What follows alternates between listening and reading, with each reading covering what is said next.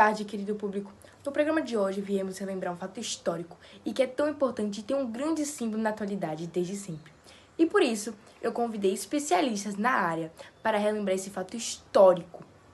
E vamos falar sobre a criação de Israel. Com Patrícia. Boa tarde, Ana, tudo bem? Falar sobre a criação de Israel é simplesmente falar sobre um grande processo histórico dado início em 1880, quando a Palestina era formada pelo Império Otomano e integrada na Grande Síria. Ana, tudo bem? Então, a população da Palestina, na sua maioria, era muçulmana, porém havia 5% da sua população judaica e também cristã. Quando eles chegaram, a Palestina se preocupou em adquirir terra para cultivo e começaram a criar pequenas comunidades, conhecidas como kibbutz.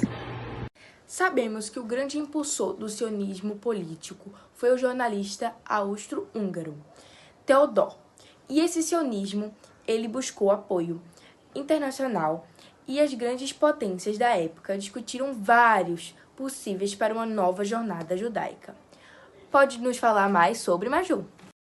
Ana, eu tô com um artigo aqui que eu escrevi sobre o assunto, do programa de hoje, que fala que, bem, tudo que você falou tá correto, Primeiramente, tá tudo correto que você falou. E fala que aqui a Argentina, a Uganda e Madagascar e o extremo oriente e leste da Rússia deram seu apoio, apesar do judaísmo ele ter um vínculo histórico com a Palestina. E aquelas vindas dos judeus à Palestina estavam só aumentando, tanto que no início do século XX, essas migrações só aumentavam, e no início do século XX foi criada a cidade de Tel Aviv em 1909, graças a essas tantas migrações que estavam vindo de judeus à Palestina. Mas como nem tudo são flores, Palestina ficou com seu futuro ameaçado por causa da chegada da Primeira Guerra Mundial. E como a Palestina estava em relação à Primeira Guerra? Sabemos que houve milhares de mortos entre 1914 e 1918, mas o Oriente Médio teve uma grande importância especial, afinal, os inimigos cobiçavam. Foi o caso do Reino Unido, que estava de olho na região do Império Otomano, que tinha muita atenção dos inimigos. Reino Unido tentou gerar uma guerra interna a fim de minar o Estado otomano e a força dos otomanos da Primeira Guerra Mundial.